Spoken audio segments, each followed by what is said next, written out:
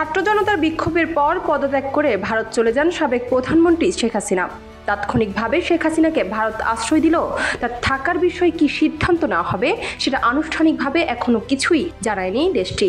ভারতের শীর্ষ পর্যায়ের সরকারি কর্মকর্তা ও বিশ্লেষকদের মতে এই মুহূর্তে শেখ হাসিনাকে নিয়ে ভারতের সামনে কার্যত তিনটি অপশন বা রাস্তা খোলা আছে। প্রথম রাস্তা হলো বাংলাদেশ সাবেক প্রধানমন্ত্রীর জন্য তৃতীয় কোনো দেশে আশ্রয়ের ব্যবস্থা করা, যেখানে তিনি নিরাপদে ও সুরক্ষিত পরিবেশে থাকার নিশ্চয়তা পাবেন। শেখ হাসিনা যখন ভারত চলে যান সে সময় ভারতের শীর্ষ মহলের বক্তব্য ছিল শেখ হাসিনার এবারে ভারতে আসাটা ছিল সাময়িক। পররাষ্ট্রমন্ত্রী এস জয়শঙ্কর গত 6 আগস্ট দেশের পার্লামেন্টে বাংলাদেশ পরিস্থিতি নিয়ে বিবৃতি দিতে গিয়ে এ প্রসঙ্গে ফর দ্য মোমেন্ট কথাটা ব্যবহার করেছিলেন এবং তারপর থেকে সরকার আর এ বিষয়ে নতুন করে কোনো ভাষ্য দেয়নি। দ্বিতীয় অপশনটা হলো শেখ হাসিনাকে রাজনৈতিক আশ্রয় দিয়ে ভারতের এখনকার মতোই রেখে দেওয়া।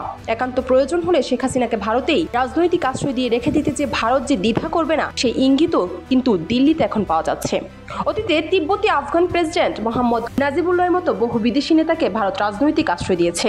এমনকি শেখ হাসিনা নিজেও 1975 সালে সপরিবার ভারতের আতিথেয়তা পেয়েছিলেন। তৃতীয় পথটার হয়তো এখনই বাস্তবায়ন সম্ভব নয়, কিন্তু ভারতের কর্মকর্তা ও পর্যবেক্ষকদের একটা অংশ বিশ্বাস করেন কিছুদিন পরে উপযুক্ত পরিস্থিতি এলে বাংলাদেশে শেখ হাসিনার রাজনৈতিক প্রত্যাবর্তনের জন্য ভারত চেষ্টা করবে। কারণ দল বা রাজনৈতিক শক্তি হিসেবে আওয়ামী লীগ এখনো পুড়িয়ে যায়নি এবং দলের সর্বোচ্চ নেত্রী হিসেবে তিনি দেশে ফিরে সংগঠনের হাল ধরতে পারেন। কূটনৈতিক বিশ্লেষকদের মতে এর মধ্যে ভারতের কাছে সেরা অপশন প্রথমটাই, অর্থাৎ শেখ হাসিনার জন্য নিরাপদ তৃতীয় কোনো দেশে থাকার ব্যবস্থা করা। কারণ তিনি ভারতেই রয়ে গেলে সেটা আগামী দিনে দিল্লি ঢাকা সম্পর্কের ক্ষেত্রে বিরূপ প্রভাব ফেলতে পারে বলে তারা মনে করছেন। ডেস্ক রিপোর্ট, দেশ রূপান্তর।